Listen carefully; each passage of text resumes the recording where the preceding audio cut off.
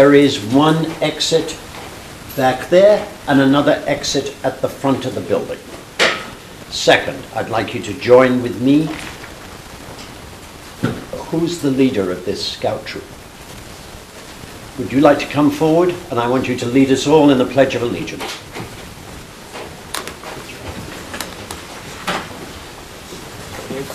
Yep. I pledge allegiance to the flag of the United States of America and to the republic for which it stands, one nation, under God, indivisible, with liberty and justice for all.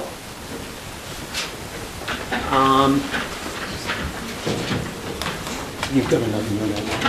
What's it? Yeah, I think. Okay.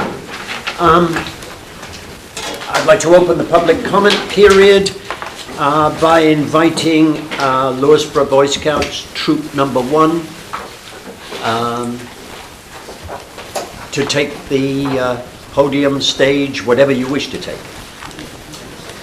Come on up here, boys. Why don't you all come on up here and give the presentation. I handed out the packages. I think you guys all have the package. So it begins with the map. Everybody has one, right? When they're all up here, take a picture for Jane for all the scouts when they're up here. Okay. Sit right over there, next to Jane. Why don't you guys tell us, your Troop 1 Lewisboro, so why don't you tell us what part of town you live in, and then you can start your presentation. My name is Luke Fink. I am part of Troop 1 Lewisboro. I am one of the patrol leaders, and we thank you for letting us have this time in your presentation. Troop 1 Lewisboro, Citizenships of the Community presentation of the Town Board, December 15th, 2014. Thank you so much for giving us time and talents to manage this town. Thank you also for this opportunity to speak with you as a part of requirements in learning for being citizens in the community. We have come together to engage with the Town Board and make a proposal that we have thought of ourselves. As you know, Boy Scouts are very interested in physical exercise. One of that is biking. It is quite unsafe to have a biking experience in our town. We've come up with a proposal for that. We would like to be able to get a marked bicycle path running along Route 35 eastward from Route 21 near the middle and high school campus area, near the Cross River Shopping, past the town park, up to Boatman Road, left onto Main Street, on Oskalita, and hopefully to the end of the town, hopefully connecting Hawley Road in North Salem and to come out again on Route 121 for a complete loop. We chose Route 121 and 35 as the most popular center, with attractions as the plaza, the schools, the stores, where people would generally want to spend their time, bike along, and maybe even spend money as like a day out. Did you guys look at any maps when you were putting that together? We did. They're in the presentation? I have You one. want to use those? Because I think we gave them out to everybody. Yeah, here, stay there. Just hold up and show everyone. So, we have our map here that generally depicts the route that we're going to go along. And we have some pictures that have scouted out, for example, Cross River Plaza, which sides the bike path would follow, and such things as that. Good. Go ahead. We were told by our advisor, our troop leaders, our adult figures, that 35 and 121 were state routes.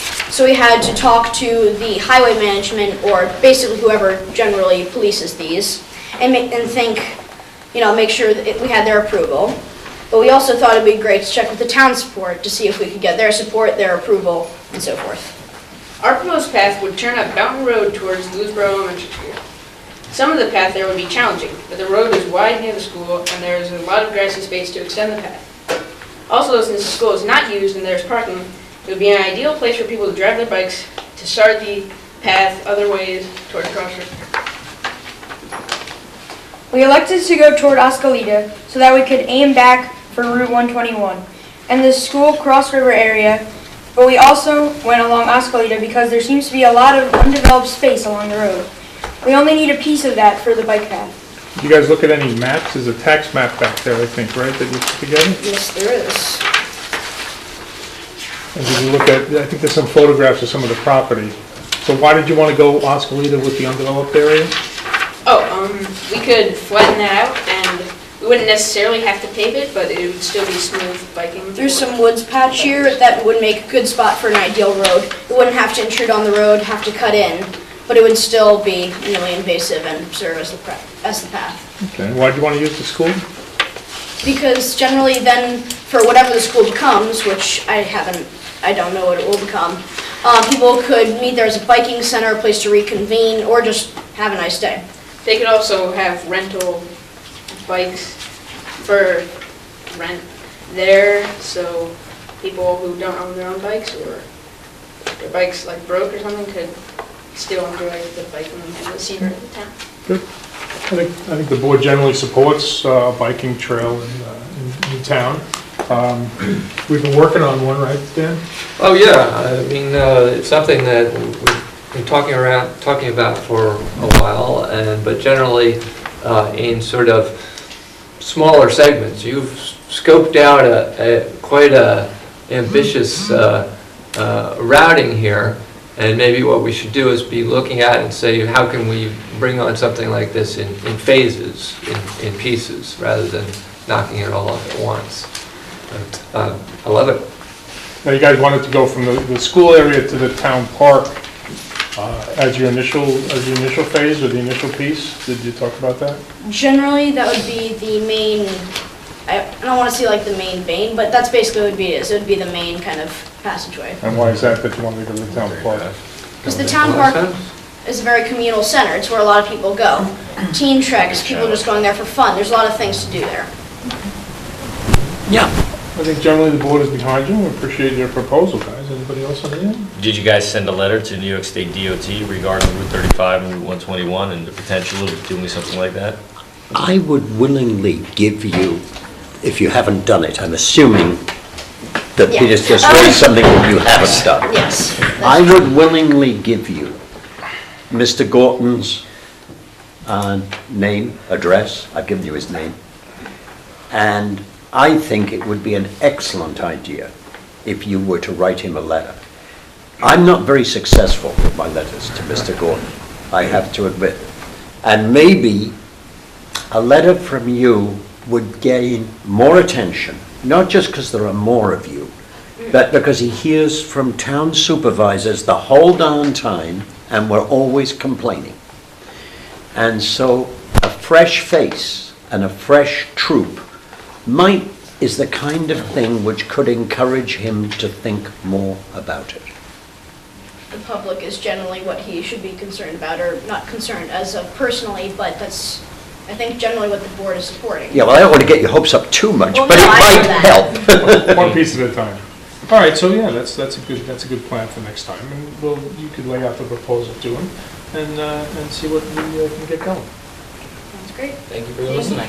Thank you. guys. Well, thank you for coming. Thank you so much. Thank you, guys. And incidentally, you don't have to thank us for coming here. It's your right to come here and speak. They're gonna stay. That was great. They're gonna stay for a little bit. and then- Okay, sorry, I wasn't. Okay.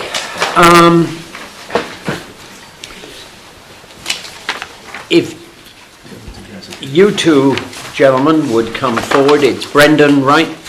Kevin and James. Oh, sorry, Evan and James, I've got it wrong. Can the two of you come forward?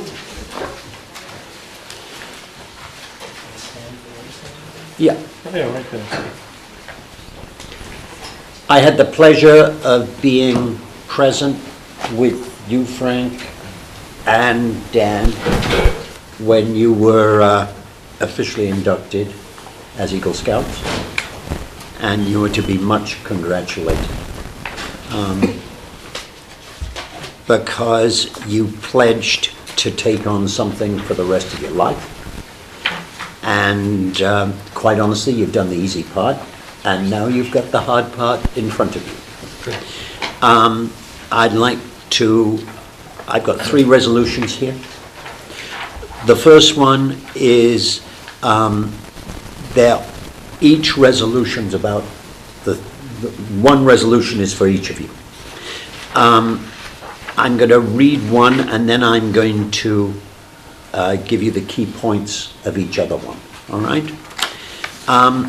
Whereas Evan Leibman, I'm sorry, of Lewisboro, New York, is a member of Boy Scouts of America, Troop 1, Lewisboro. And whereas Evan Leibman, by his conduct, responsibility, principles, and achievements in following the trail of scouting, has acquired the resourcefulness and leadership ability that will stand him in good stead in his future life.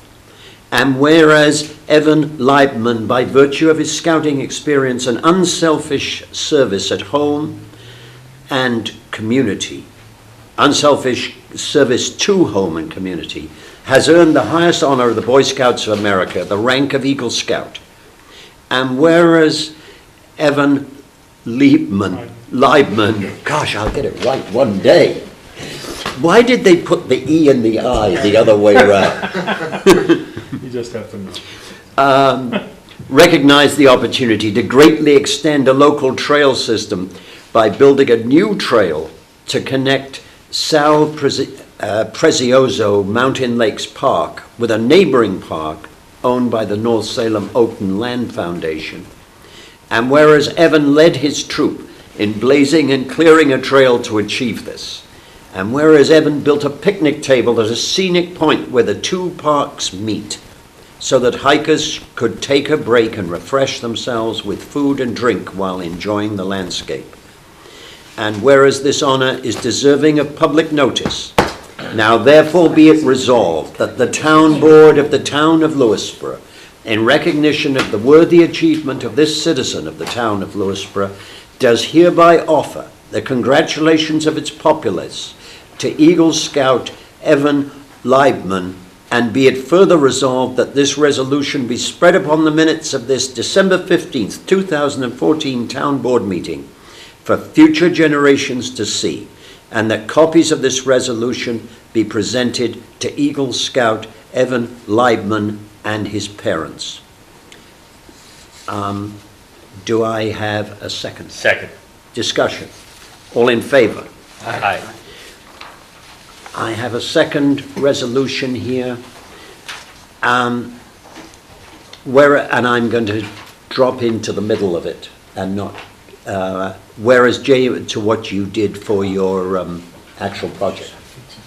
Whereas James Kelly recognized the diminishing purple martin population in our area, researched online designs for nesting boxes most suited to the species, and then adapted them to our local lakes. And whereas James Kelly built 3 purple martin homes to this design and erected them in the vicinity of these lakes, and whereas this honor is deserving of public notice, now therefore be it resolved that the town of Lewisboro, in recognition of this worthy achievement of this citizen of the town of Lewisboro, does hereby offer the congratulations of its populace to Eagle Scout James Kelly, and be it further resolved that this resolution be spread upon the minutes of this December 15th, 2014 town board meeting for future generations to see, and that copies of this resolution be presented to Eagle Scout James Kelly and his parents. Do I have a second?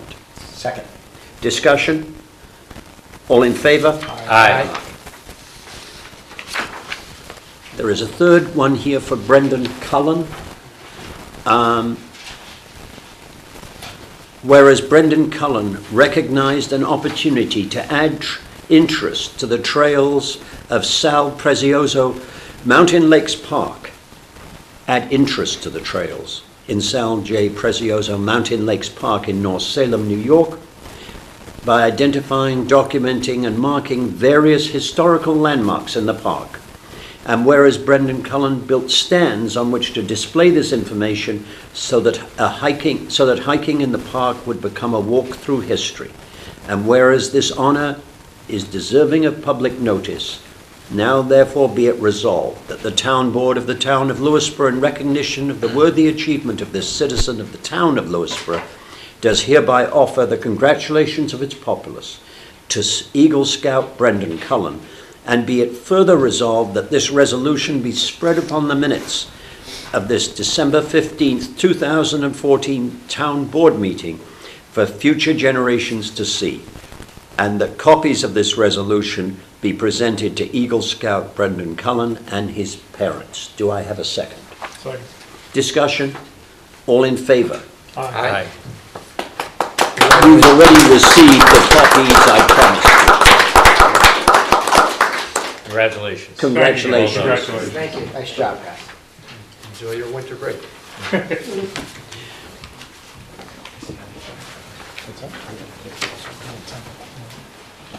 I'd like to move on to the consent agenda, which consists of the minutes on the November 17th meeting and monthly reports for November from the building, planning, and police departments. I would ask to make a motion for the minutes separate so I can abstain, and I will vote for the monthly reports. Okay, do I have a second? Second as amended. Discussion, all in favor? Aye. Abstain. You're going to propose the And I make a motion to approve the monthly reports as submitted in the consent agenda. Second. discussion, all in favor? Aye. Perfect, thank you, guys. Those items are on the agenda that I sent around, guys, so if you're following along. You don't have to say that now.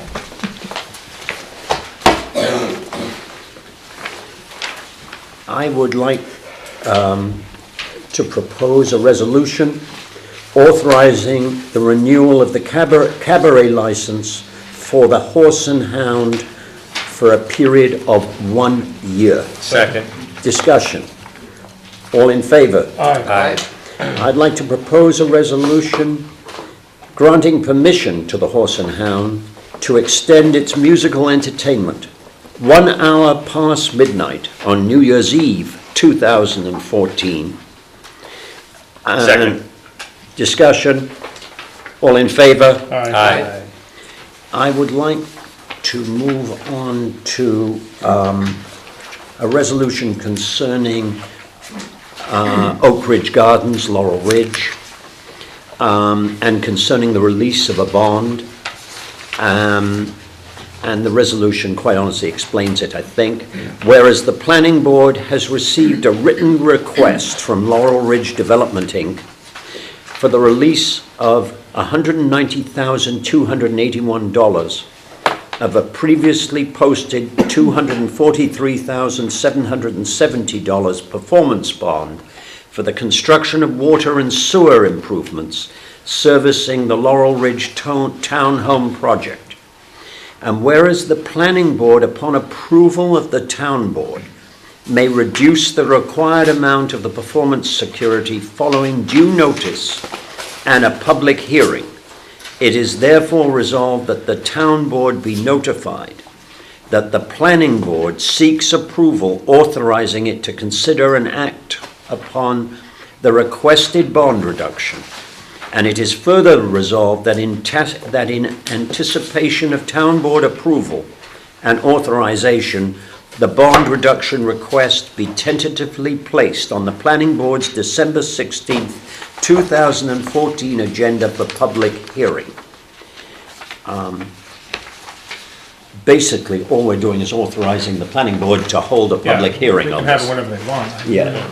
I don't care when they have it, but that's fine. So I would just take out the last paragraph. So We're authorizing them to actually execute the reduction of the bond now, right? yeah, No, we're authorizing them to hold a public hearing on whether it should be reduced. well, but okay. But we're allowing them, if they Yes. find it to be in the public interest to reduce it, we're allowing them to reduce it. Yes. So second, I would second. Discussion? Yeah, I would said it would have been nice to have a comment from the engineer or somebody about that this progress actually has proceeded to that level of completion, but All right. I assume that. have talked to both Jerome Kerner They have and verified this? Jan, and both are content that That's this fine. goes forward. That's fine, That's the Planning Board and our engineer. yes. Good. Yeah, basically all this is, guys, is, I don't know if any of you have been down to Vista, there is a place called Oak Ridge, and there are a whole lot of new apartments, of condos being built there, and they need water and sewer. And this guy put up a bond, the developer, that he will not get back until he has done what he promised to do in terms of water and sewer. And it's up to the planning board finally and the engineer and the town's engineer to decide whether he has done it or not. What? Oh, all in favor? Aye. Sorry. I'd like to update people on something I'd mentioned before, but it's taken on a certain amount of momentum. In March of this year, the town's supervisors of Bedford, Lewisboro, North Salem, Somers, and Southeast basically formed a thing called the 684-84 Consortium. It is not a legal body. It is an unofficial body formed by the five of us. Fundamentally, and if you're interested in bicycling, you should be interested in this. What is happening is that because 684 frequently gets clogged into a huge traffic jam, particularly early in the mornings, cars are using town roads, smaller state roads like 121, town roads like Mead Street. That's my town, that's in this town, but also Route 100 in Somers, and all manner of local roads are being used to escape the traffic jams on Route 684. And all of us are somewhat concerned about this. We're also concerned about the fact that when the money gets divvied up in Albany, it seems that all too much of it ends up in other areas and not in our area. And that furthermore, that money that does come to this area tends to ignore these particular towns. Now, we were quite lucky last year in that we got 138 done. But we were lucky. And it'd be nicer if there was a plan which actually showed what they were going to do in the future.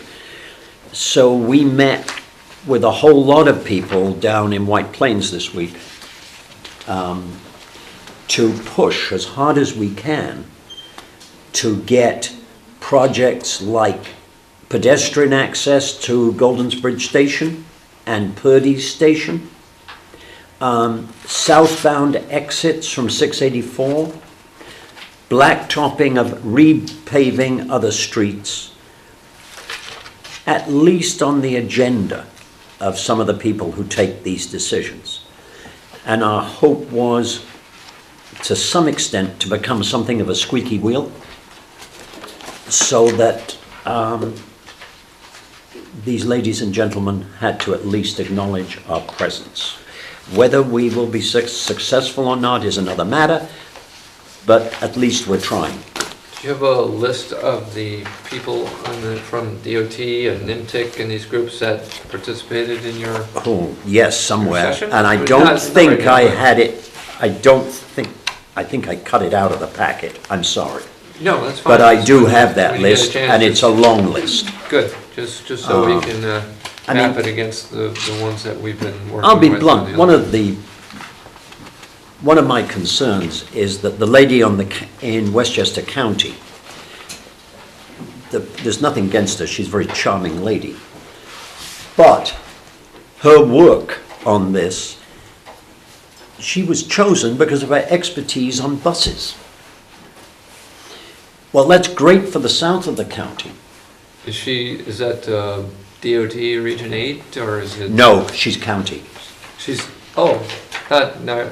She's a liaison. Yeah, Naomi. Yes. Yeah. And her expertise is really in buses. She has people under her that do the other stuff, but.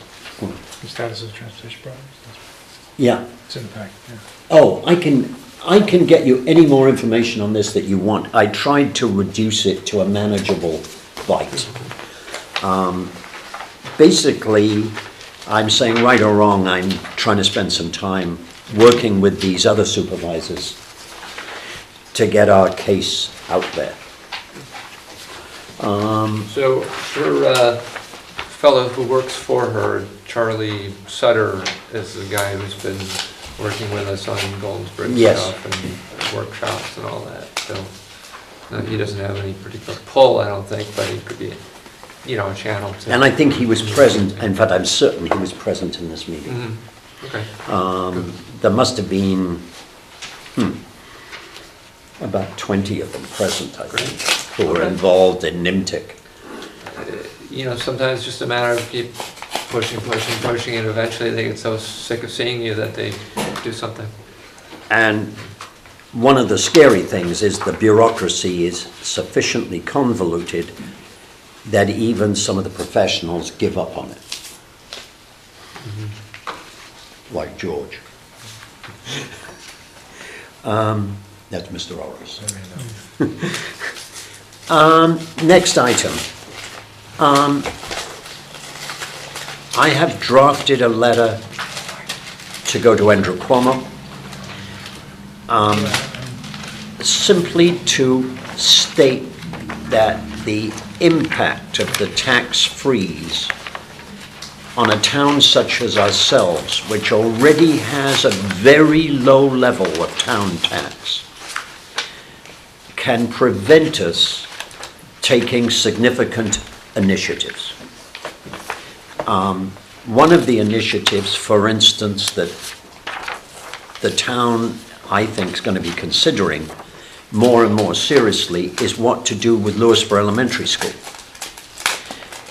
As you guys know, it's empty. And that belongs to the taxpayers.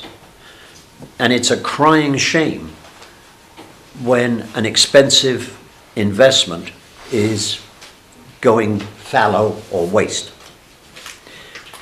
On the other hand, there are plenty of things that could be done with that building, but it will take money.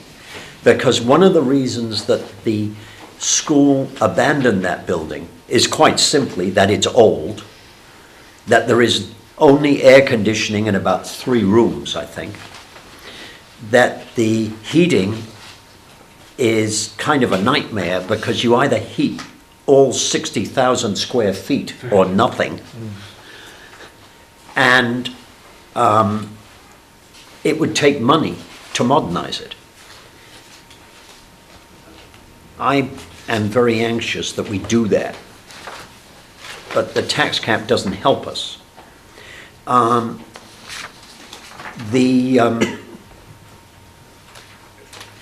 The gentleman on my right, Dan Welsh, has done some work on whether it is actually cheaper to have a garbage hauler contract with the town, or whether we should continue to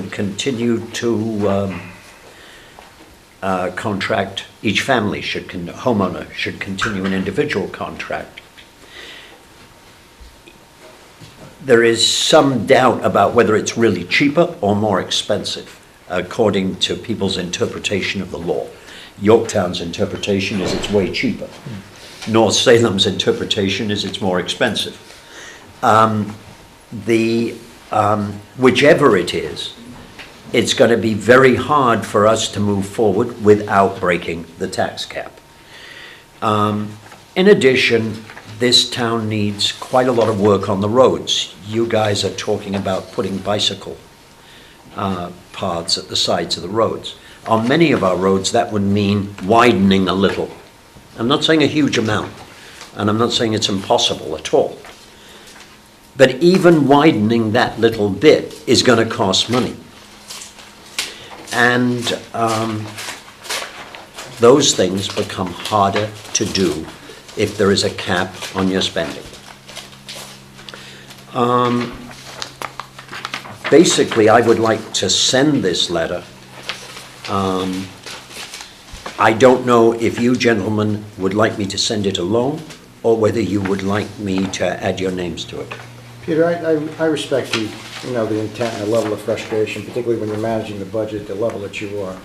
But I have some concern with the content of the letter, just Okay. reading it here for the first time. In looking at it, the first sentence makes reference to the perception of New York State as a high-tax state. I'm not so sure that's a perception. I think that's probably a reality. Okay, fine. And then, I was trying to be polite. bullet points 2 and 3, I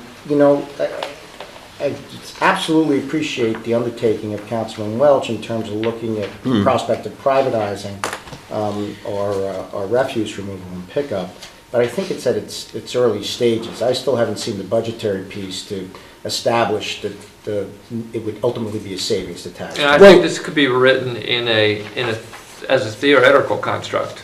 In the event that we had an opportunity to take advantage of, something that came along where an expenditure by the town would result in a net decrease in cost to the residents, we would run into this as an obstacle. I'd rather not use it as a bullet point to support a change in the tax cap until we had the data to back it up, where we were able to establish it was a hard reality. And just the third point I have, on your second page, as a bullet point, you'd like to exempt capital expenditures from the cap. And that's a very well-intended point. The problem is, absent an unequivocal, definitive explanation of what constitutes capital expenditures, I think it's ripe and potentially conducive for abuse. I think that townships could essentially lump maintenance items into capital expenditures. We've had that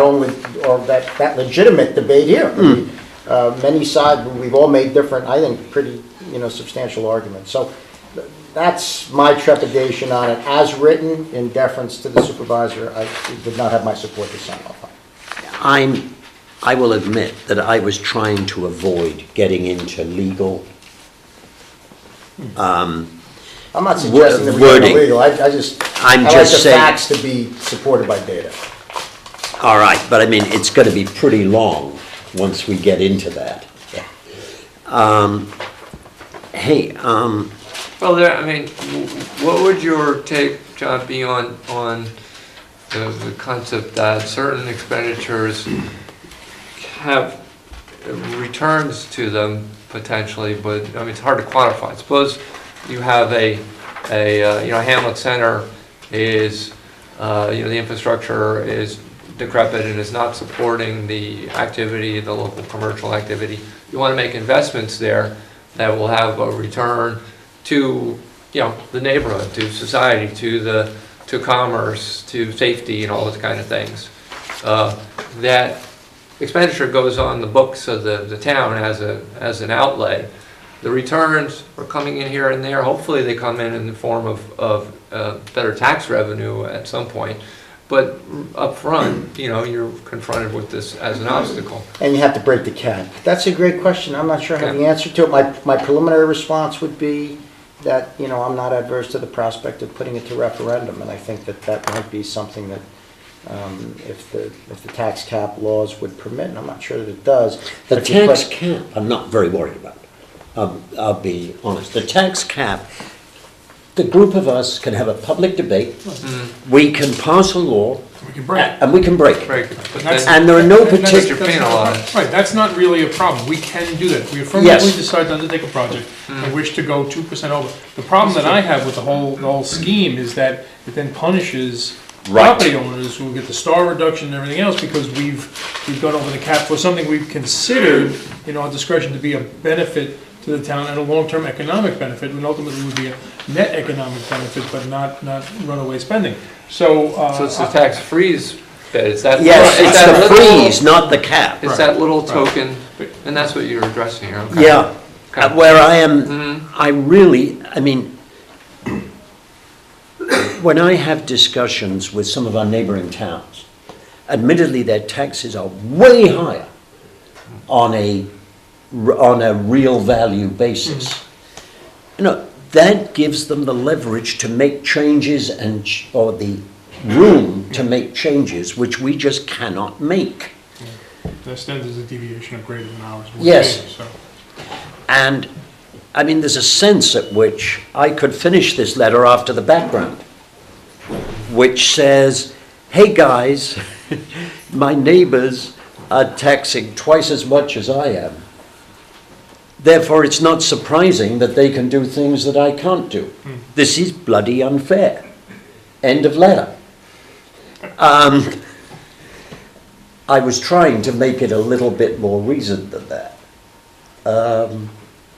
I'm perfectly happy to send this as a Peter Parsons letter. We can wordsmith it a little bit too. Yeah, that's my thinking. Is there If a you- date by which we have to? No, do this? none. So why don't we work on it a little bit? I'm not adverse to the basic premise, I just. And it really is against the tax freeze and not the tax That's cap. clearly the problem.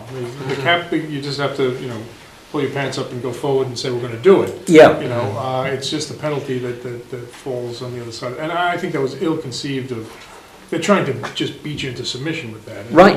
A town like ours that has very Kind of narrow putting you in the margins. stocks or something, Right, I mean, we're just, putting in the stocks. putting you in the stocks. Oh, okay, yes. Something I've often proposed, that we install stocks in the front of this building. Right in front of the town court, maybe. Yes. Raise the fees and penalties. I had a All right, meeting well, with the that sounds judges good. earlier Let's- this evening. It was a good discussion, and maybe we can reword Hey, it. so I would to invite everyone's everybody to comfort.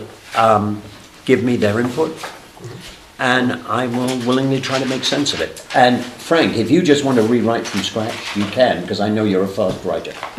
I'll look at it, Peter. We'll work on it together. All right, the next item on tonight's agenda is a discussion of the housing, of proposed Lewisboro zoning amendments. So I think it's going to get a little wonky here, guys, so I think you've discharged your obligation to engage as citizens in the community, and I don't want to glaze you over for the rest of your life on public pursuits. So thanks for coming down. Get to your homework now. Anybody, make sure you all have a ride, please. Anybody don't wander around. If you don't have a ride home, come back. No one gets left behind. I hope not. Thank you, guys. Thanks, guys. You should understand that I'm not asking for any firm approval to this tonight.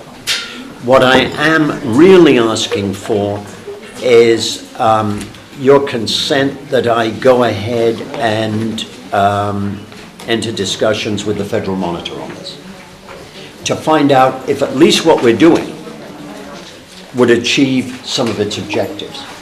But That why? isn't because... Why don't we just pass, why are we looking for approval? Because I don't think we'd ever get approval. I mean, quite frankly, if we go to talk to the Federal Monitor on this, it's kind of like, they're going to keep wanting more. I mean, to me, quite frankly, first of all, I don't agree with anything that the Federal Monitor has said or that we are exclusionary. So quite frankly, I don't think we have to do a dang thing. I mean, I think if we're looking to do something, we do something basic that we would have done anyway, that we feel would be appropriate for our town. I still feel we're a home rule state, and I think this is a farce, quite frankly. So to look for and seek approval of the monitor, I mean, it's Okay. insane. I understand that we're in a tight spot. I understand we should take a look and do something, and I'm not I'm not against doing something. But I think, going hat in hand and saying, well, do you like what we're thinking of passing? I mean, why, if I was the monitor, why would I ever say yes? I mean, that would, it's, I don't know, guys, stop me. I am going to stop you, Pete, respectfully. I am going to stop you. I agree with what she's saying, but I'm disagreeing with us not taking it to monitor simply for this reason. We're not seeking his approval. Right. Any feedback could only be helpful. Because what we're trying to do is create a situation where with whatever we pass, we preempt the prospect of inheriting any litigation, doing anything which we're going to feel the wrath of HUD or anybody else. So you don't feel that by going to the monitor, if he says some stuff that we don't like, or he's not happy what we do, and then we still pass something, now we've totally instituted the wrath.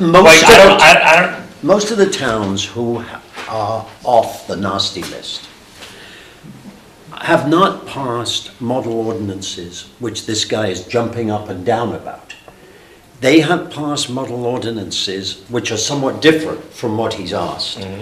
But it is still, and while he has said, man, I'd prefer it the other way, that has not stopped him taking them off the nasty list. Yeah, I don't think he. But did these towns go to him first? Did these towns go and ask and seek his advice? I don't I don't know know. of any town that's gone and sat down and said, well, do you like the ordinance worth to get it passing? Because if he says no, and then you still pass it, I go back, I disagree with you litigation-wise. I think if we go to him, and he says, well, I don't like it, it's not exactly what I like, then we pass it. He goes, why? I told Lewisboro I didn't like what they were doing, but they went and passed it anyway. I think the key is in the approach. I think that's the issue is, I think you're dead right, that we go over and say, we did this, do you like it? Does it make you happy? And that's the wrong way to go. Similarly, we're not gonna follow his dictates, there's no question about that. But I don't think it hurts us to engage him. And we can just say, we're here to engage you with proposals. I'm not asking you for your approval.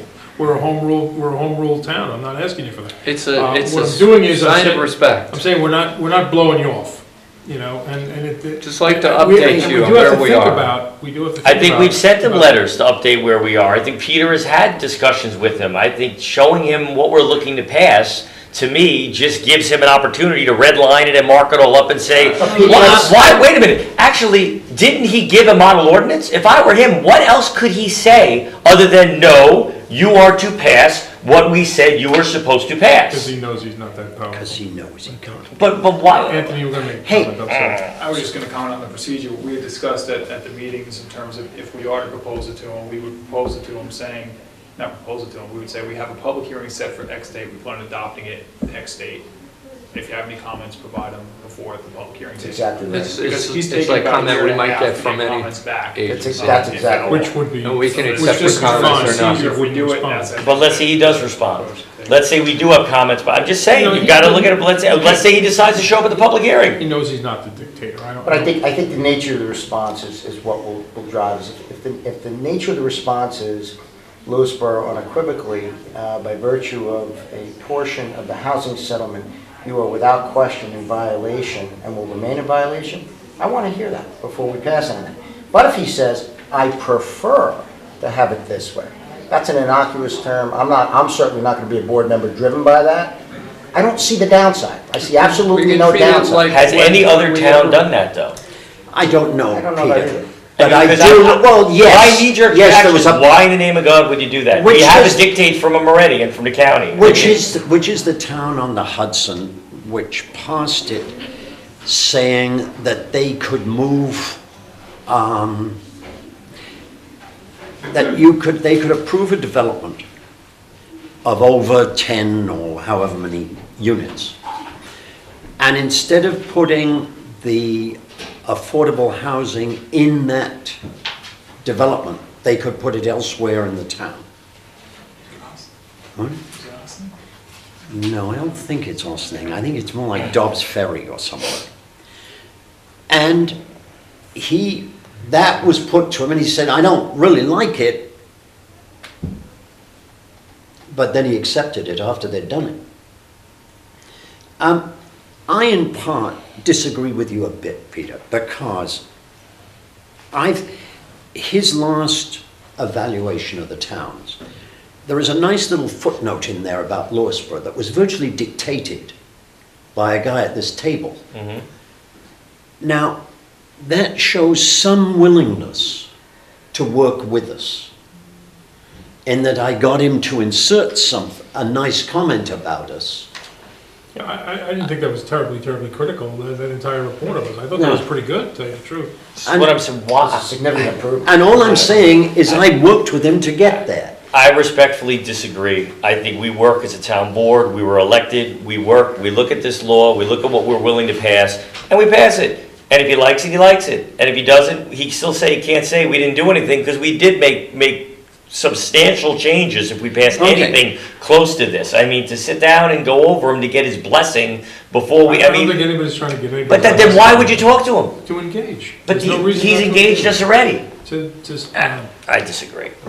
Respectfully, I I disagree. think it's additional information that can only help us, and I see absolutely no downside in doing it. It's as if That's you, my thinking. on it. It's- I just don't see the downside. I'll The tell downs- I'll tell you right now, I'm not following any of his red lines. I'll just tell you right, I don't care. But I don't think, I think. Well, to me, that's the downside. I think it's, well, you know, I think it's discourteous not to engage him. And How's it discourteous when 99.9% of all the other towns haven't engaged him in that case? They passed, they looked at what they needed to legislate. I don't know and they that. sat down there. I don't know that for a fact. You may be right, Pete, but I don't. Well, I'd like to know that then prior to going into doing something unique. I mean, I don't want to be led by other towns. So, I mean, It's not being led by We know that part of the process up to now that has sort of helped grease the wheels has been Peter's sort of consistent trying to engage, and it's kept us a little bit, you know, at least on the track in some respects. And I think what's kept us on the track is that the county executive has made it clear that he's not going to have any litigation about with any of the towns. That's what's kept it on track, because if that was the case, it was a different county executive. That was the way the order was structured, that the county executive is going to go. Westchester County is going to sue the towns, not the monitor. So that's the way this is. Well, it's very clear that the county is not going to sue. Exactly. But what we've got to be concerned about, I believe, is what happened on Long Island, where the feds just went direct after the town. Right. And the town just folded like a wet blanket. I don't wish to pay the bill, that's with all due respect, Anthony. I don't wish to pay the bill for the defense. I think we can either forestall or forego or work out something by engagement as opposed to, look, I make my living litigating, so I really don't, I'm very happy to throw things in people's teeth all the time, but I don't know. He's pretty good at it, too. I don't know where that goes with it.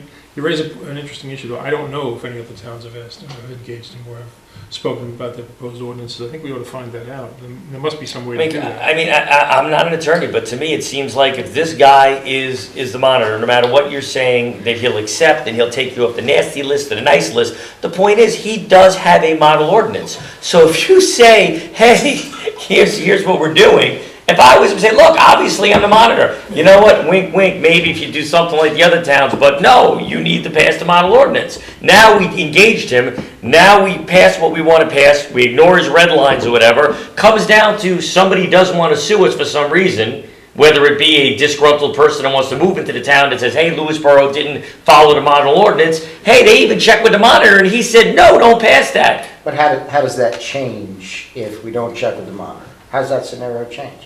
Someone wants to come in and still sue us, they're going to be equally as Yeah, but empowered. we didn't have the that's explicit what- direction of the monitor after we said, hey, take a look at what we've drafted. We've looked at your model ordinance. This is what we've drafted. This is what we want to pass. But what And he if- says no. But what if he does give us explicit direction? Why would he give- Because maybe in adopting this, maybe we overlook something. So maybe the explicit I'm direction. sure hopefully we've overlooked a bunch of things. Could only help us at the I time. mean, hopefully we overlooked a bunch. I think looking at this briefly, that I was just taking a look at it again, I don't agree with a lot of the stuff that's in there. Well, that's a separate issue. Well, that's a specific, it is your specifics, but I Well, I would think the really, monitor would disagree with me. I really think that you are to some extent neglecting an important distinction here between the monitor and HUD. It's very clear that HUD and the monitor do not always see eye to eye by quite a long way. And and he is a monitor, he is not HUD. The monitor, I will admit that that if the monitor even agrees 100% with us, it doesn't stop HUD coming after us. But it puts us in a lot better position. You disagree, Anthony? I think they'd be hard pressed to come after us. I mean, they Okay. installed this person for that reason. So I think if he's okay with it, we should be in good shape. Yeah, but they're pretty frustrated with them. Well, we have, I I think think, a little ways to go on this. I think we're going to get a presentation on the zoning amendments, aren't we, at some point? Do you I want think to we're or gonna not? see Or where do you we are. want, I mean, it's very hard to present on. I tried to write a summary up front, and one pager. How much do you want it to go on?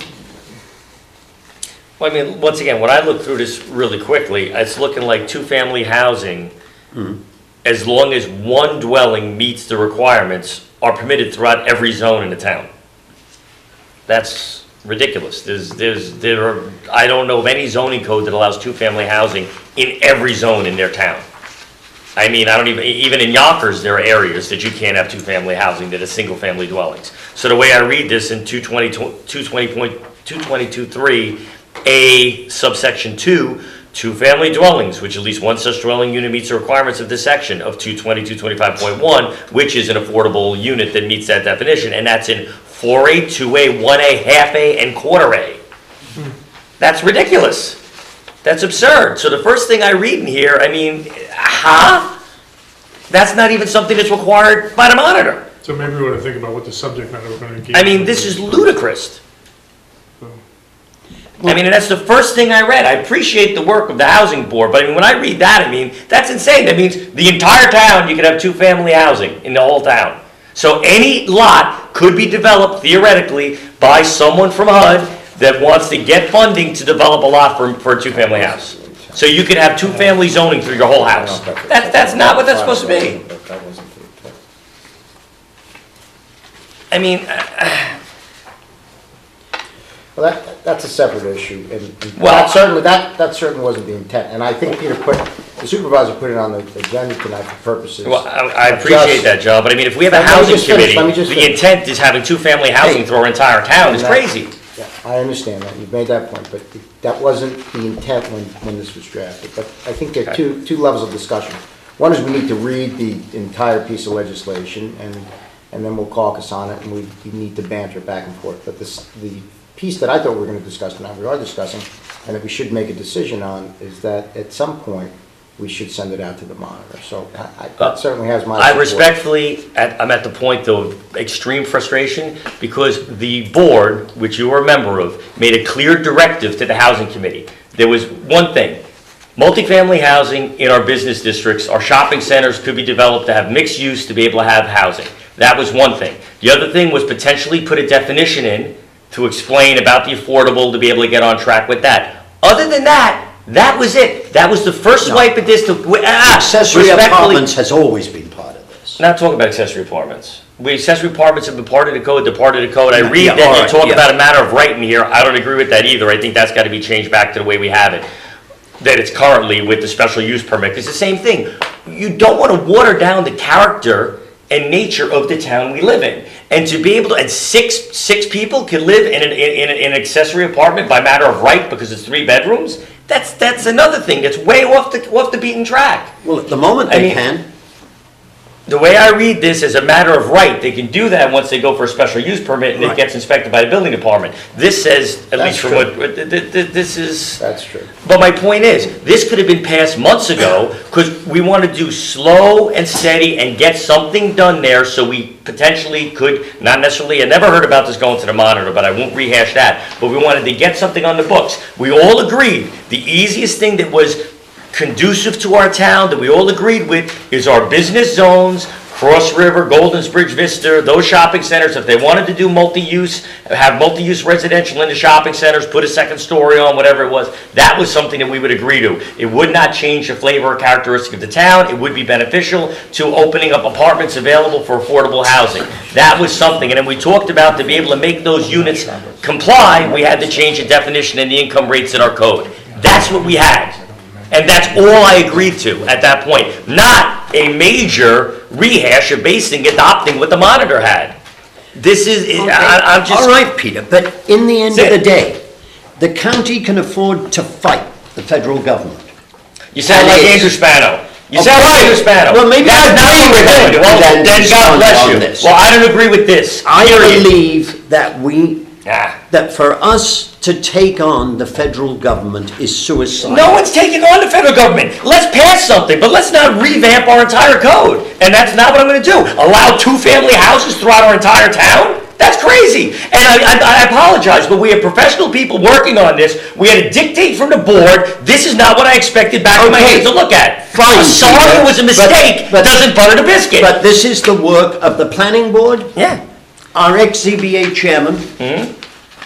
myself, John, and the housing And it sounds like committee. John just said that he did not read it, that this would have two-family housing throughout our town.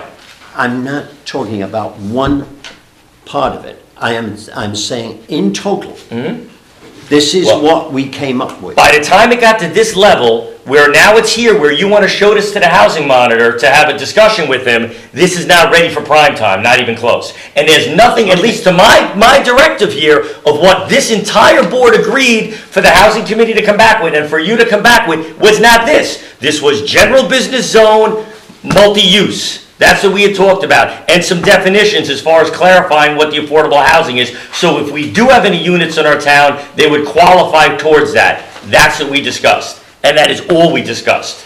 Not a total revamp of the code. Correct me if I'm wrong, pull the minutes, I remember it. All right, I think that. You haven't seen me get passionate about much on this board lately. I But agree with I- 99.9%, Peter, what we've been doing together, but not this. Not a freaking destruction of our town.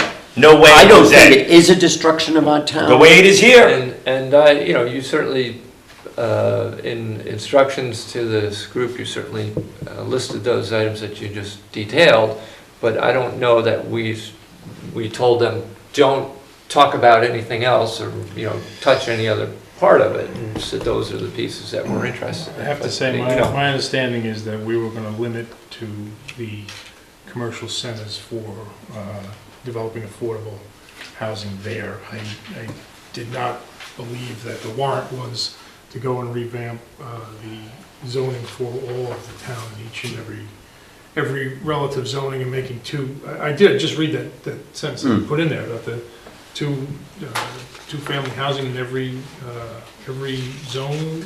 I don't think that's, I don't know where that came from, and maybe it's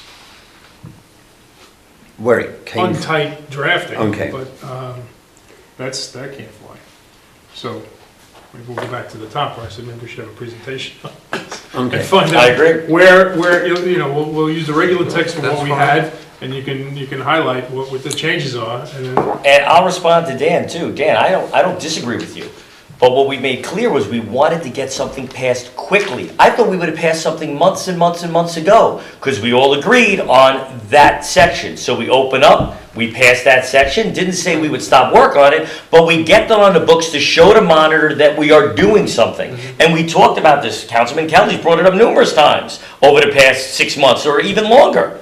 I mean, it's actually been a year since we discussed this. You also sent me to our boards to get input. As Right. part of that. But we said from the beginning, we kept asking, where is that section? Let's get that done. Let's get something done. But, I applaud the fact of trying to get more, but, these are complicated issues. There's no doubt about it. And like I said, just that one sentence there, right in the beginning, is like, you're looking at every single zone here that you're allowed, and you're not only allowing it, you're allowing it as long as one of those meet the chapter. So if I have any lot in Lewisboro, even if it's on a quarter acre, I have the right to go for a two-family house as long as I'm going to meet that HUD definition in the second unit. I'm not sure that was the intent I know, at but all. I'm just saying I that's think the the intent. intent was that if you have a development of a certain size, you have got to include affordable housing. That's in it. a different section in here, and I saw that in there. And you get the density bonuses. And that you may be able to do that by using two-family houses. right, that was Because- the intention, was new construction, right? Yeah, But again, because I don't practically- think it's drafted, Isn't that- wouldn't help us. Isn't that what we discussed? We discussed the prospect of new construction, right? That there would be 10% that would be designated in the form of a two-family structure, right? Wasn't that the intent? Yes, over a certain. if you have It over doesn't 10 have to be units- So let me- two-family, but if that's the you have only over way 10 to do units, it. 10% has to be. Well, that is in Correct. a separate. That's in a separate section, John. But I think what John's saying is the change to the R zones that say two-family, the intention was to allow the Relate to two them. families in those zones for the purposes of these developments, which that's not clear. That's exactly No, right. yeah. That's exactly right. Yeah. Because if you're, in some of these developments, the size of the homes is likely to be such that the idea of making one that is architecturally indistinguishable, essentially, and affordable, and one family, it can't be done. But that would depend on the development. That goes back later on in the section when it talks about if you're gonna do 10 units, then you can do that. But the way this is, that's why it's gotta be clarified. You cannot, if it's a 1/4 acre zone, you can't have a two-family I house. think that's a fault of drafting and then redrafting after more comments came through this committee. And Yeah, 'cause that- originally, that section you're reading was worded differently than how it's worded now. It's been changed over time. Some were a result of meetings we've had with other individuals outside the committee. We met with John Knoll, we met with Ed Burrows, we gathered all these comments and started, putting them in. So I think it got a little bit lost in translation. Right, it definitely conflicts with when you go farther on and they talk about Yeah, 10 but or more let me dwelling ask- units. let me ask- But if you wanted to have it this way, the way this reads, it works in the chapter, but it reads that every single one of those zones can have a two-family house. But does it, because that subdivision, the subdivision 2 makes reference to 220-25.1. So then doesn't that take us into the new construction subsection? It does. Right. It was more direct previous to the final redraft, I think. It can't, John, it can't be under schedule of regulations for residential districts. It's saying that permitted principles for all of our zones, two-family dwellings when at least one such dwelling unit meets the requirements of section 220, 225. One dwelling meets that. In that other section, it's talking about if you do 10 units, at least one of those units has to be But let me- affordable. I'm not- So we should keep it in the subdivision section, where if you're gonna build a subdivision, or you could do bonuses that's in there and everything else, but in our other zones, you can't have that. Well, I'm not disagreeing with that, but the intent, and I'm not sure that the legislation doesn't speak to it, but we can make it clear. The intent was that, and this we did not discuss at the board meeting, and this was not part of the directive to the housing committee, and that was with new constructions, that 10% would be designated for purposes, if there were 10 or more units, would be designated for purposes of affordable housing. That, you're right, was not discussed. What was discussed was the mixed use, and we also did discuss, without question, the accessory apartment piece. We had that discussion. Now, you may not like it as it's written, you may want to revert back to the old zoning code, but we did have that discussion. The only accessory apartment discussion we had was the amount of time that an accessory apartment has to be dedicated to be able to qualify for that. And that made it where no one who does an accessory apartment would typically do that, because then it goes with their deed, and if you want to sell the house, you're stuck with an affordable unit as an accessory apartment. Which is why we. That was the discussion that we We talked at had. a couple of meetings about that. I'd Yeah. have to refresh Yeah. and go back to the minutes, but there was. So a I'm lot not of sure if there was discussion. anything that could be changed about that, but The- making an accessory apartment a matter of right just because you have a house, I mean, that's just, The intention there, that doesn't protect your neighbors. Why would you move into a zone, or why would you move into an area with, you know what I mean? You want that to be able to make sure it not only meets all those requirements that you have the permit, that you have to go before the zoning board to do that. When I had to do my unit, I had to go before the zoning board. I mean, it's that, you gotta make, to me, I don't want this to water down the protections that are afforded to the residents right now, so that their neighbors don't necessarily say, oh, well, look at this right now, I can have a two-family house. I didn't move next to somebody that could have, you know what I mean? I didn't move in that neighborhood or whatever the neighborhood they moved into, is to typically have somebody just suddenly now have a multifamily dwelling with 6 additional residents living in it. Well, it'd be good to know what the committee was thinking around accessory apartments. Was there supposed to be some changes? the basic intent on accessory apartments is that the light is, one, everybody involved, I think, has acknowledged that the chance of any accessory apartment being affordable it's not going to happen because of the timeline. At the same time, you've got a monitor making the argument, not that there should be affordable accessory apartments, but that if the number of affordable apartments, if the number of accessory apartments increases, the law of supply and demand will tend to make them less expensive. So in other words, they look with favor on less restrictive codes Yes. with respect to with respect to accessory apartments, even if they aren't affordable. Yes. Okay. So how does this, So was the intent to somehow achieve that? Yes. And in principle, what was the main change that was? But by cutting out the need to go to the ZBA. That was Now the you only- s- that was the intent for the only change. to make it easier to convert the accessory apartment. But it also says accessory apartments require special restricted occupancy by 4 or less people. These amendments allow accessory apartments a right to and raise the occupancy limit to 6. Yes. Well, because there was no limit in the It says- original code. It says it So you wouldn't restricts have to to go to 4. the zoning board for Actually, the, for 4 for people or the less. fact that it's an Yeah, more or less. apartment. You I would don't know if still there was have no to deal limit. with all the There was residents. If somewhere you where were there doing was it as no a limit. construction extension, you'd have to deal with everything that went with that. If you need zoning board for setbacks and things, otherwise it's Setbacks just or building all those kind of things, yeah. If you were staying within the footprint, Just building. you had a 5,000 square foot house and you wanted to carve out 1,000. I think the zoning board leaves a level of protection there. I mean, if you still want to get that doesn't stop people. The only thing that stops people from doing an accessory apartment for affordability would be because of what it entails to actually be labeled as an affordable unit. If you want to do an accessory apartment, you should be able to do it, but you have to go through the zoning board and all the processes that are there to begin with.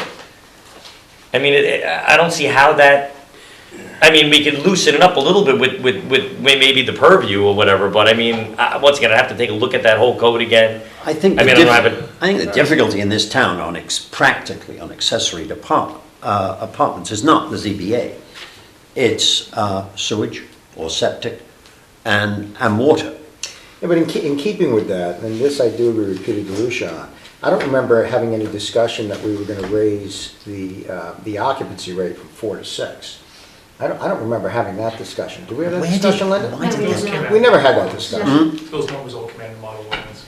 I don't think there was much of a discussion on it. Yeah, we never had a discussion on that. So does our existing, that's a very good point. We actually had that discussion a little bit in John Nolan's office where we talked about building codes and. Assume we have occupancy somewhere in our own code.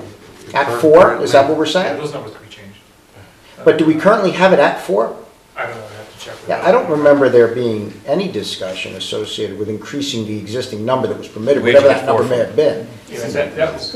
It's 4. It's 4. We never had discussions. She's got because it. of that It's discussion. 4. But maybe in the joint working group, but 4 certainly in not in one. Not in any In of our the groups code, that I was our code privy to. right What now. kind of- Peter, where did we go from 4 to 6 on It's it? just maximum is 4 people in an I don't accessory know apartment. why we went from 4 to Yeah, 6, okay. truthfully. And truthfully, the numbers did seem high when we were doing it. It's in the model ordinance, but even folks we spoke to. I mean, think about it. You live in an R2 or an R4 or an R, whatever it might be, and you have your house, and now someone puts an accessory apartment in, you're additionally putting 6 more people on that. No, on that I lot. fully agree we should keep it at 4. Do we, For a whole do we litany know of how reasons. big a For a flag whole that litany. is relative to what they're looking for? If it's not that huge a flag, if it's one of the minor flags, then maybe we cut that out. I've got a feeling that this is mixed up with accessory buildings. And that's where the 4 to 6 came in. That you put up, Well, building's limited to 2,000 square feet, I think, or something along those lines. If you have an accessory, if you're gonna do an accessory building, it's limited to something like 2,000 square feet, there's a Which is litany pretty of other big. things. And there's no way that should be under a situation where you wouldn't have zoning involved. well, I mean, I lived in a 2,000 square foot house quite happily with 5 of us.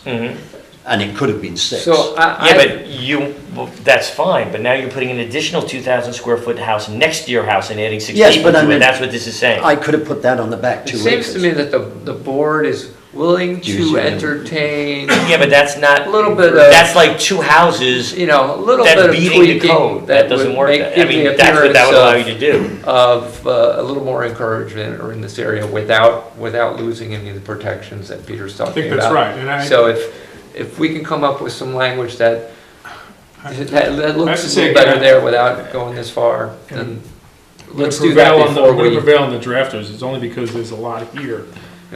I'd like the language and the language and the proposed language, Side by either side. highlighted or side by side or block, that's been helpful in the past when we use big pieces of legislation. It's helpful to go through what's being changed, what's being retained. I think it helps in readability. Sometimes you can even, you do one of those wide diagrams to tell you where it came from, who proposed it. I don't know if we need to get that wonky, but it's possible. You do that with the comments and words. You can do whatever the Well, or even, You you know, know, here's weren't the those block, little bubbles? and this was Most the of the intent comments for this came block, from- what we're The trying to comments that achieve came by here. email Yeah. were fine, but most of the comments came from a group, and they were very Okay. varying comments. Well, I don't mean, you have to say John Smith I said was this, or collecting Bob them and Dole said putting them that. into draft form, so it's hard to go back and say. I think that would be very helpful. You even could, if but you it's could just- say, you know, meeting 5, or, you know, this came out of subcommittee, or this came from model, or, you don't have to. I think to keep it, I understand where Frank's going, and we could have a draft like that, but for when we all sit down here, the least confusing with the shaded is the new, the unshaded is the old, this is what's changed, and then we can kind of go line by line and go through it. Just for collegiality and readability's sake, maybe we'll say, okay, tonight we're gonna work on section this and this, and not jump Yeah, around. that's smart. You know. Mhm. Okay. And at least that way, much like we do the budget, okay, this, or we agreed so far here, okay, now what are we gonna agree to next? So maybe we could do it that way. Now, But there are what three- happened there are on this, guys, remember, is, or not, you wouldn't know, is that there were a lot of small changes made. Then, quite honestly, Ed Burrows took them and said, this thing's beginning to get incomprehensible because of the number of small changes. And so he tried to weave it into one whole. But let me come back just for a second, because Change this is what is important, I think, for tonight's purposes. And Linda, correct me if I'm wrong, or Peter, correct me if I'm wrong, because you've been privy to these discussions, but there were Well, so were you. three, well, that's why I'm gonna state Yeah. this. And my understanding that there were three principal changes. The mixed-use concept, which we had discussed, the prospect of eliminating the special permit requirement for accessory apartments, and then designating 10% of new construction over 10 units for purposes of affordable housing. Those are the conceptual pieces. So that's where we really need to start the discussion. Because before we get into drafting, if we're having a disagreement, if it should be accessory apartments as of right, or have it by way of special permit, we need to discuss that. No sense wasting our attorney's time doing the drafting. My knee-jerk reaction Those are the is, three principal pieces. my knee-jerk reaction is, like as Dan said, if there's a way to loosen up the language a little bit with accessory apartments, but I'm not for it being a matter of right. I'm definitely not for 6 people, and I'm not for totally blowing off the zoning board. Maybe because I'm an old zoning board guy or not, I don't know. But I think it's important. I think that's an important thing. We see some of the stuff that gets brought to our board. I think we just had something with that whole pergola thing on an accessory, on a potential unit that could have wound up being an accessory unit, which basically was building 2 houses on one piece of property in a 2-acre zone that's not supposed to have that. You know what I mean? So things do get out of control. You need to have these checks and balances there. The zoning board's a very important feature of that. It was the zoning board who created that Yeah, problem. with the pergola, only with the pergola, but that didn't have to do with the accessory apartment. Thank God they're there. Maybe there's a chance to have like an administrative permit option where the zoning board can just, can say. We had "Look, those discussions with the zoning board, planning board members, and this was the consensus that emerged.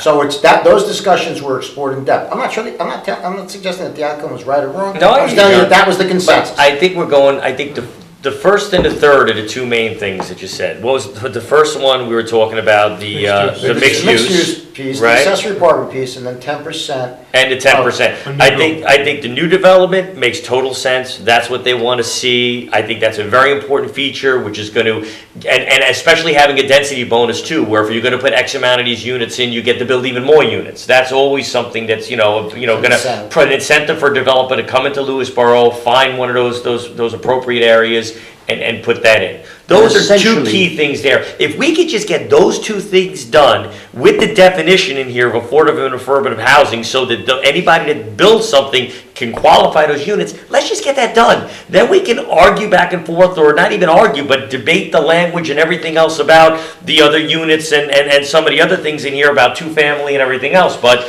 I mean, it's going to be a big thing to manage, and we're going to have a lot of meetings of highlighting and going back and forth with this. Frank and I had said it from day one. We could have passed something a year ago on those 2 things we just talked about: density bonus and the mixed use, and that could have been done. We would have passed it. It would be codified already, because that's something we all agreed we would vote on. Right, the Mamaroneck model was.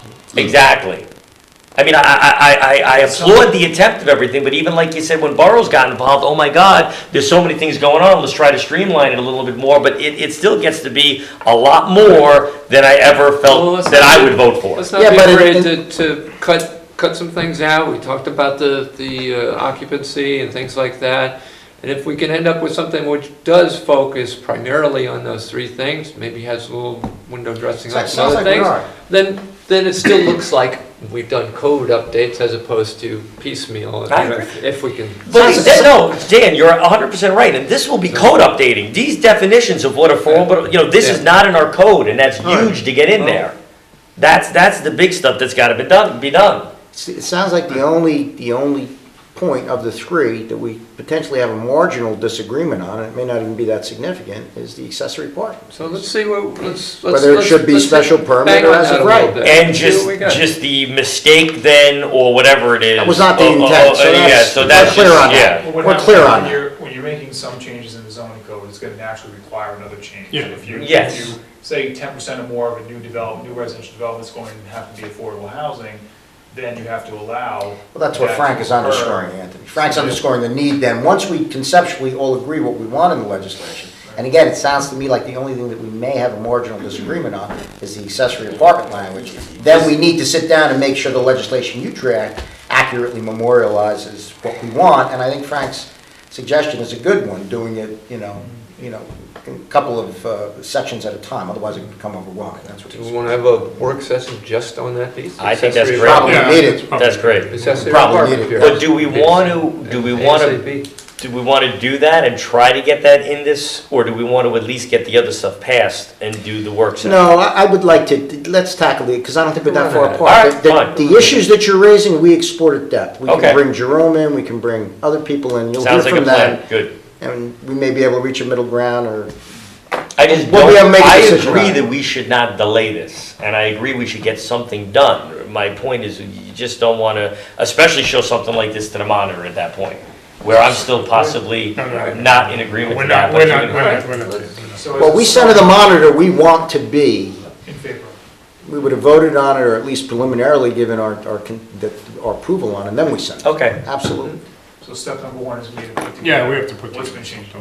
yeah, and clean up that 2-acre, clean up that whole zone. That I agree with, and two-family then thing. Peter Get Parsons, that out I there. think we need to have I think Dan's suggestion is a good one, designate a work session, maybe we can get Jerome in and other members of our ad hoc board. Just on the come in and accessory debate the apartment issue of the piece. accessory Right. apartment. Find out where this. Because it was discussion that we explored, right? That could be January 18th, 19th.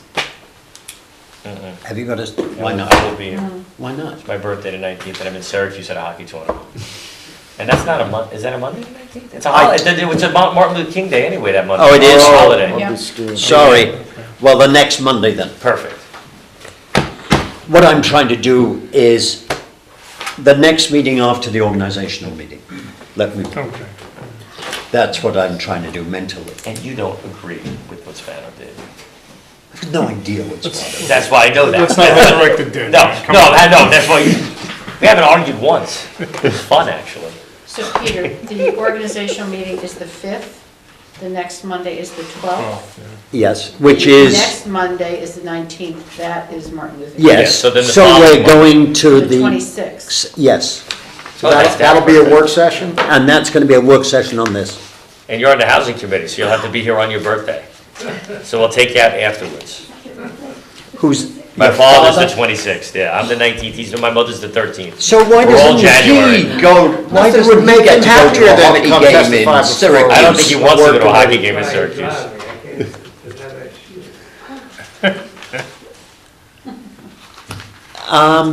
I think you've got He a can brief drive. to gather people on that date. Okay, shall do. All right. We now,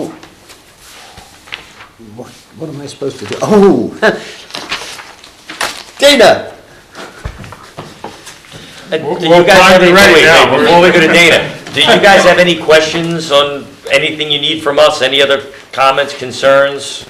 yeah, they want to bury us. Unless you have something that you would like us to take up at committee meeting, which will actually be, that's 2 days. Hi, Dana. How's it going? That's gonna be the following. The following day. 27th. Yes. The alternative is not going in, probably. So we'll take our direction from you. Okay. Linda and Ralph, if you guys could be here, we'll have a cake for you, Ralph, on the 26th, or just leave that open, because we've debated the issue is the accessory apartment, and your input was invaluable.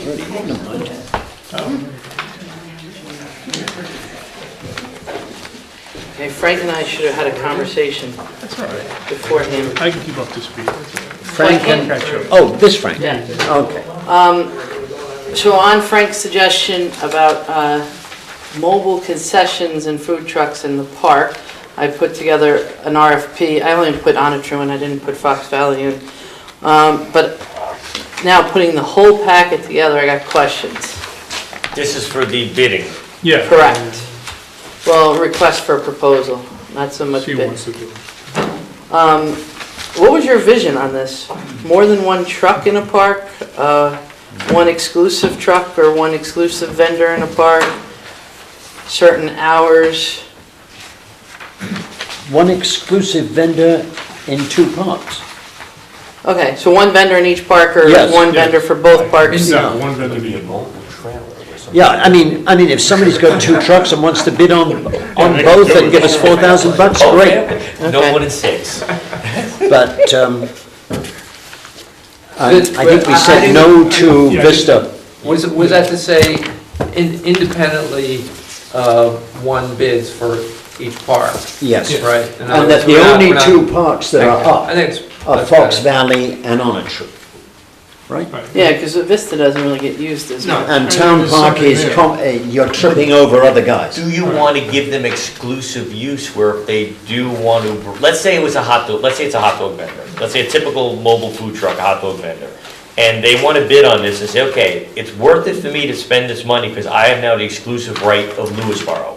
Other than the town park because there's that other vendor there. We got the LBA and the So, other yeah, vendor. so if I want to go down, I will get the schedule, part of it is they get the schedule from Parks and Rec of when games are. Yeah. So if I've got, let's say, I'm one of the bigger guys that has 20 trucks, some of these guys have a lot of trucks, hey, okay, you know what, I will send a truck down to Vista to do it, because I'm the only guy allowed in that park anyway, and I'll give that a shot a few times to see if I make any money there or not, but then I know I can go to Onatru on these days, and I can go to Fox Valley.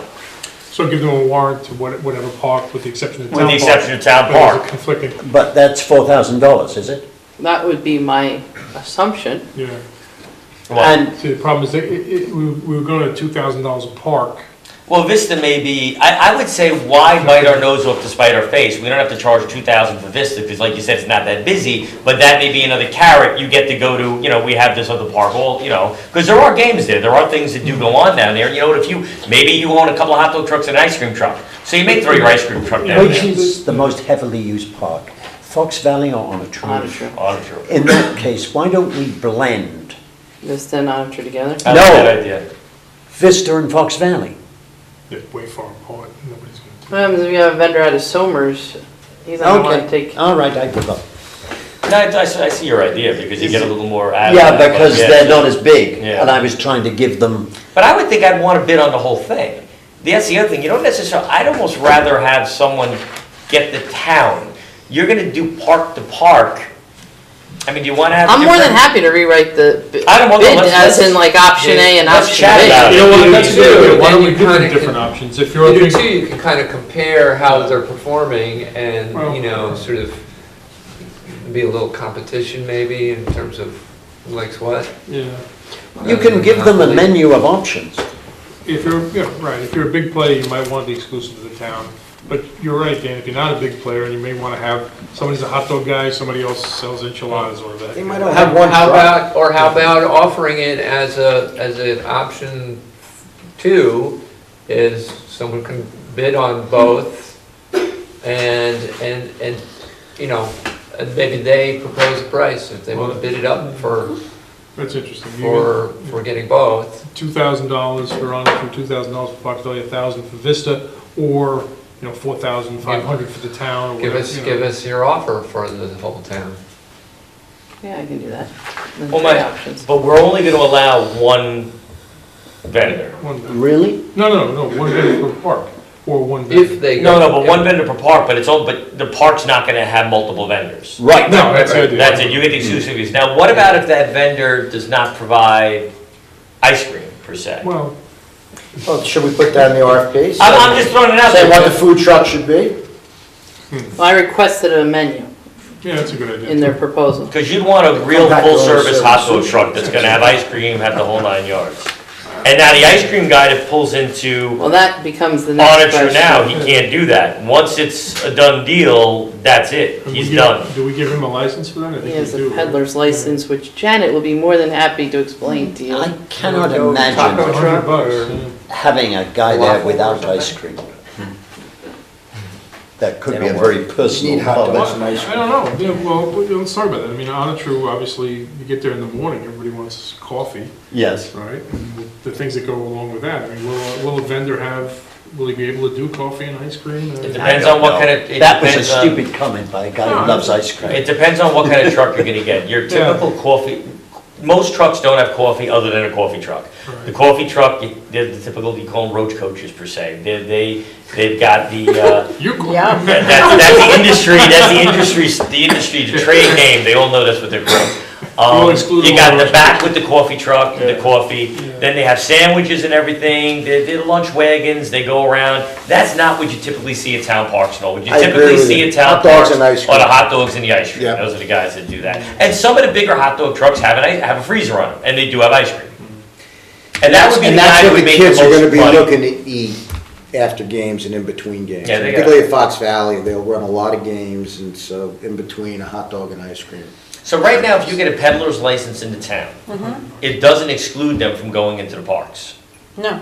See, what we're doing is that's what we would do, we would exclude them from going into the Yeah, parks. because they're only supposed to be parked for 10 minutes though, right? So I don't know what they're supposed to do after 10 minutes. Well, doesn't he goes Ice cream, into the right? town park because he's part, He's no longer part of the concession. Yeah, okay. the ice cream guy. But I he's see not him there over for at 10 Fox minutes, Valley I can all the time. guarantee Yeah, No, so he's that- there for hours and hours. Yeah, so he can't do that anymore either. So he's gonna be, one thing, you gotta buy a peddler's permit, no matter what, but now if he wants to go into town park and sell ice cream, you know, actually, are we eliminating the town park from anything because we have the other guy selling ice cream that has the concession? Or That's it. we can make a shortened schedule from when, Hmm. I don't want to take business away from the LBA because it is part of their fundraising. Yeah. And then the Agreed. pools only open up 4 months out of the But that's year. not the LBA, I'm talking about the guy with the truck. The guy from the truck is no longer Affiliate. the concessionaire I at know, the but town he's park. still pulling, he's still driving around Correct. town. Under So- the peddler's license. So he can't do that anymore, he's gonna have to bid. And I think he'd have to, and technically, we should have him, I mean, our peddler's Arrested. license, no.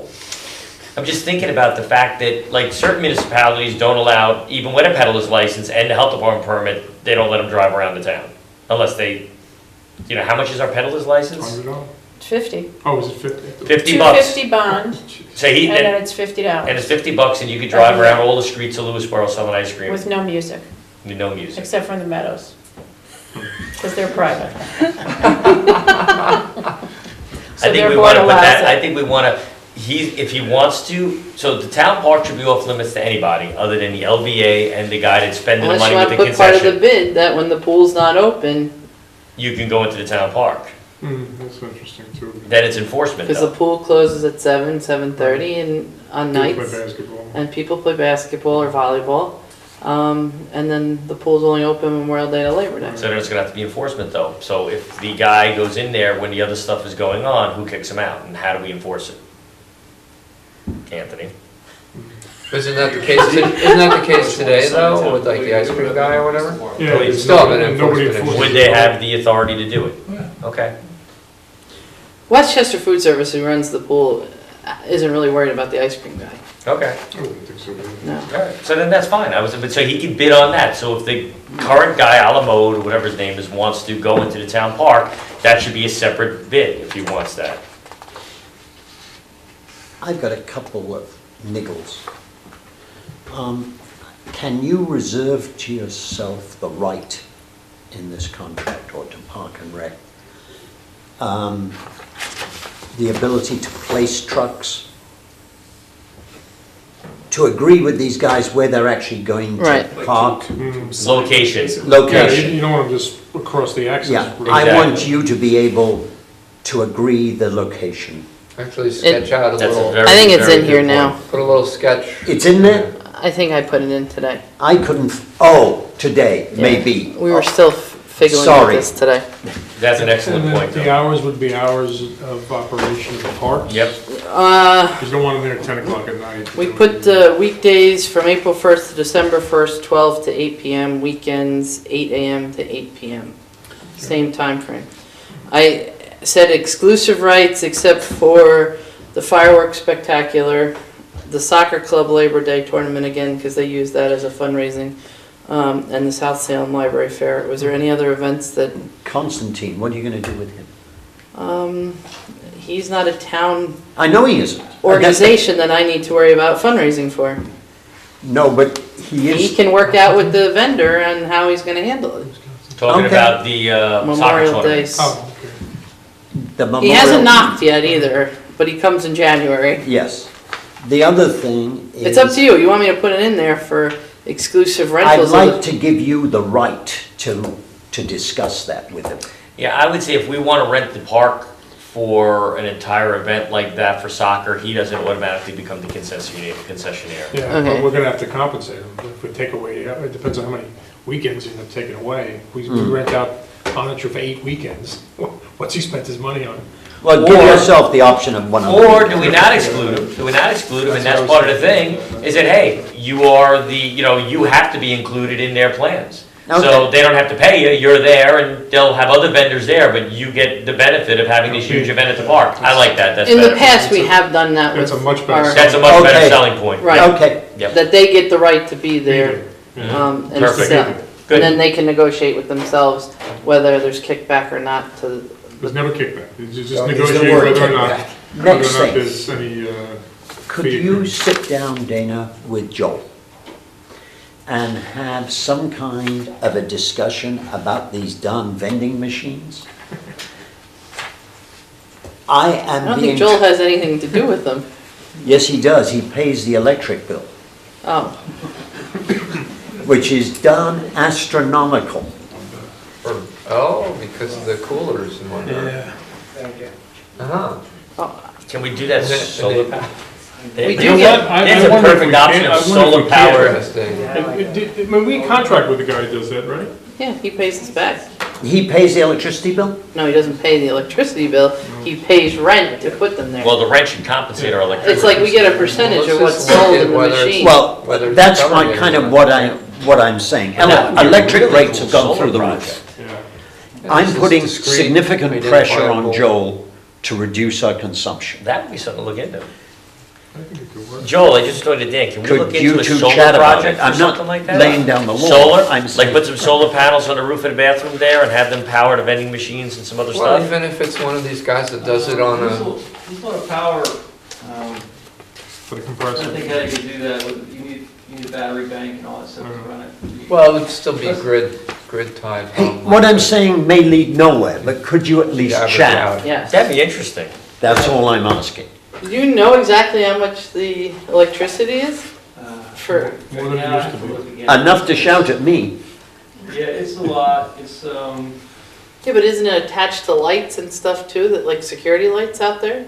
At any of the no, you're parks? talking. but lights don't you're use- talking, It's a compressor that uses machines much more. burn, 15 amps when the cooler's running nonstop, Yeah. 24 hours a day, that's like, 2 of those is like running a dryer at your house. Hmm. So you get 8 of those, you're running, 4 dryers nonstop. Well, I can pull them out if you want to. How much use did they get? There's other, I'd have to check I mean, obviously during the summer when camp's going on, we do make a nice penny, but in December, Yeah. right, Well, do we run them in December or? they're running all year round. Wait, we get paid on a I believe, commission yeah. as opposed to just a fixed rent? All I'm asking is that the two of you And we've discuss it. undone the lights, because, a lot of the residents were complaining that they were bright night lights. This is the composting toilet?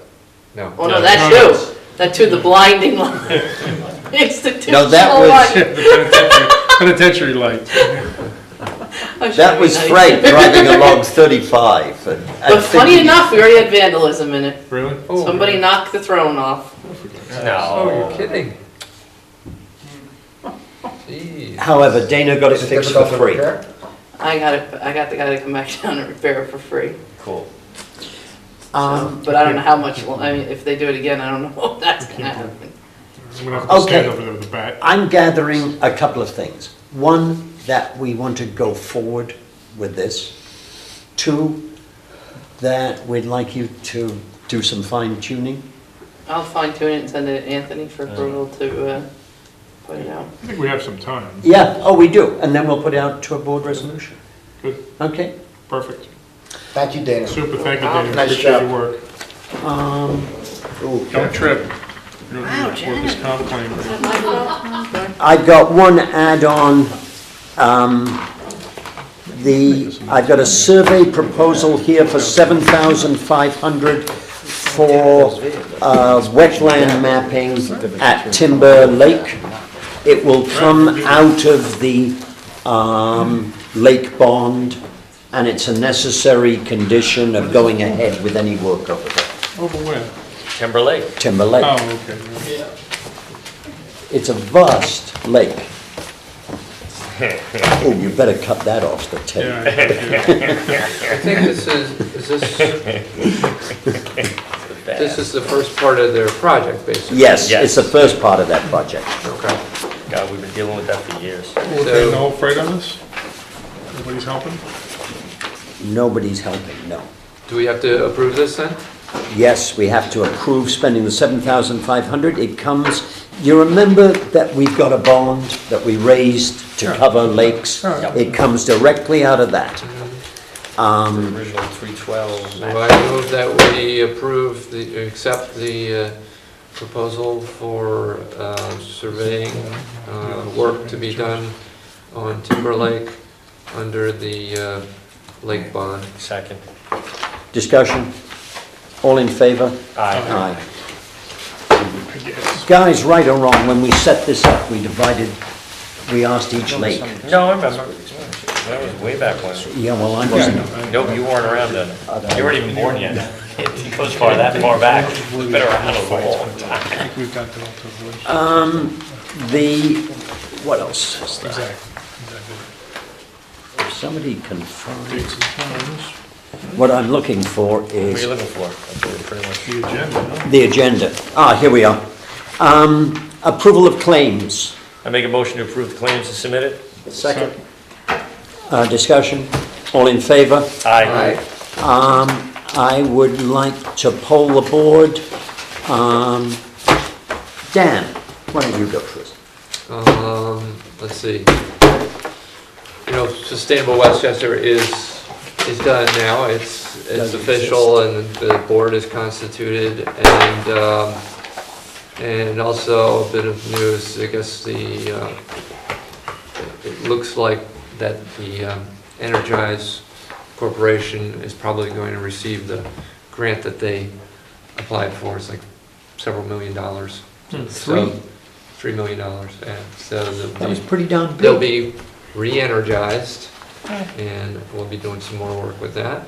And I'm still waiting for this report from Golden's Bridge, because I want to keep the momentum going and get the community out there to go through it and start crafting some boots on the ground stuff. You know. Who were you waiting for the report from? It's the consultant that was engaged under the county Okay. supported workshop, so pushing them. That's it. Peter? We had a nice holiday tree lighting on the Oh, supervisor's birthday. So we had. And he was our Santa Claus. Yeah, we had a lot of Oh, fun. I'm not allowed to say that. Yeah, I guess no kids watch Too this late, tape. yeah. If they do, I think they don't believe in Santa Claus if they're watching this. I can tell you that. But we had a great tree lighting, and we had a lot of fun out there. And then there was a good Santa breakfast that went on. So a lot of nice events have been going on in the town. And just want to wish everybody on the board a happy holidays and a Merry Christmas, and looking forward to working together in the new year again. John? Nice to see the scouts at our meetings. I'd like to see, kids who are civic-minded coming to our meetings, seeing what we do as a town board. So thank you, Councilman Kelly, for orchestrating that. And I echo the sentiments of Councilman DeLucia. I'm not sure when this is going to air, but I want to wish all the townspeople of Lewisboro a wonderful holiday. Enjoy your families. We have college kids, some of us coming home from college. Enjoy them. Survive them for the month that they're home, but genuinely enjoy them. And for those of you who are blessed with younger kids, what a special time of year. Just hold on to every moment of it. And I wish all my colleagues an absolutely wonderful holiday. Thank our town employees for another fabulous year of loyalty and hard work. Frank? John says all the good stuff. He really does. Merry Christmas and happy holidays to everybody. And, it's been a good year, and I'm looking forward to the next year being a good one as well. I do have an issue that I wanted to raise, though. I got corralled at the fire district meeting by a couple of irate, the fire district voting by a couple of irate gentlemen who served in the Second World War and wanted our support to approach the school board again about the veterans tax deduction. As well, they should be irate. Yeah, they were pretty mad about it, to be honest with you. And they wanted to know what we were doing about it. I tried to explain our position, and they just said, listen, you should help us out. And I think they're right, we should help them out. So, okay. Unfortunately, that was something that fell by the wayside to some extent as we changed school superintendents. Right. I'd got a commitment from one, and then he left. Yeah, no, I get you, I understand. And you know, they were chewing up the school board's ostensible reason for not passing it, and then they actually had numbers for me. Have they tried again? They did not try again. They wanted us to help them. That was the approach. Or they asked me what we were doing about helping them out. So I told them that I would bring it up to you all, and then we'd decide a way forward. But they seem to have the numbers, oddly enough, and they said that you know, most of the rest of the school boards in the state have passed it, and that they didn't like the explanation that they got last time that the school would be missing money because they did the numbers and they wouldn't. And the money that would be saved by some of these old fellows would not amount to a hill of beans, to be honest, to the school. So I think that's it's a sin that they haven't done it. And just one thing I'll mention, just because I saw Peter's email about meeting with our new Senator-elect Murphy. Oh, yeah. Maybe that's something. I mean, Greg has always been really on the veteran side, and I know that Senator-elect Murphy will be. Maybe even reaching out to him to send a letter in conjunction with you to the school board to get a little push from their level also, because I think they really need a good kick in the keister to get this done, because it's really, you know, there's not many of these guys left around. This is ridiculous. Quite honestly, well, there are quite a lot of veterans around. No, these old timers really need to see it happen. The old timers, you know, maybe not, but there are a lot of veterans. Yeah. I mean, you know, we've got one 340 plus. 340 plus, there you go. But you know, I mean, the guys that we've honored and all, and how, what does it say when the school board's not willing to do this for them? It's ridiculous. Well, particularly, they've got an opportunity at the moment. If I understand it correctly, they're actually, they should have a pretty nice decline in taxes next year. So it's the kind of time you can do this. I mean, if it meant that they had to go to a referendum, then I'd understand the reluctance, but it doesn't.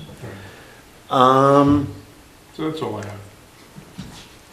have. Yeah, you've noticed that I am trying to get some money out of, not out of our state senator directly, but out of the state. There is something of a Senate slush fund, and I asked for 900,000 to Tough vernacular tonight. Kickbacks, slush funds. You know, I feel like we're back in the Watergate area. All right. There is a sum of money which the Senate is in the process of divvying up amongst their constituencies. And so I asked for some. And the only thing, and I reached out to Terrence the other day to remind him about our SRO, our bullet grant for the youth officer, and some of the other things we're working with Greg about. I think both of us and the entire board, you know, as we go into a new year with some new people in positions, we got to make sure we reach back out and they know that we're here, or we remind those that are reelected that we're here and that these are the things that we need to get done. They've all of them have been pretty good to Lewisboro. Let's just keep going, you know. Well, I know Mr. Murphy quite well now. I've had lunch with him. I've alone, just the two of us. I don't have to get that specific, I don't know what that. No, I meant, besides Late having midnight lunch. now, guys. We're on camera. We had a large luncheon today at which he was We present. have anything for executive session? Oh, moly. All right, I've got some announcements. First of all, I worked them over a little bit at lunch today, talking about the slush fund. the town offices will close for 2 hours on Thursday, December the 12th, beginning at 12:30. December the It's 12th. the holiday party. 18. Oh, what did I say? No, it's not 12, the 18th. Yeah, not the 12th, the Oh. 18th. At 12, the 18th at 12 12. to 2, the holiday party here? At 12 on December the 18th for the holiday party at the firehouse. All the gentlemen who are sitting here are included, as is anybody else. The town board organizational meeting will be on Monday, January the 5th, 2015 at 7:30 at the Townhouse, 11 Main Street, South Salem. I would like members of the town board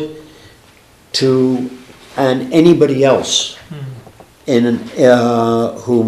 is a department manager or an elected official to save March the 12th, when we will be hosting the Westchester Municipal Officials Association in the evening. It's traditional, I don't know if everybody's aware of it, for the town which hosts to provide a very significant attendance at that meeting. It was nice the last time we did it. We're gonna do it at La Chateau again? That's what we've been discussing with Le Chateau. Okay, good. January 5. I'd like to make a motion to go into executive session. Do I have, To do what? to discuss a personnel matter. Second. Discussion, all in favor? Aye.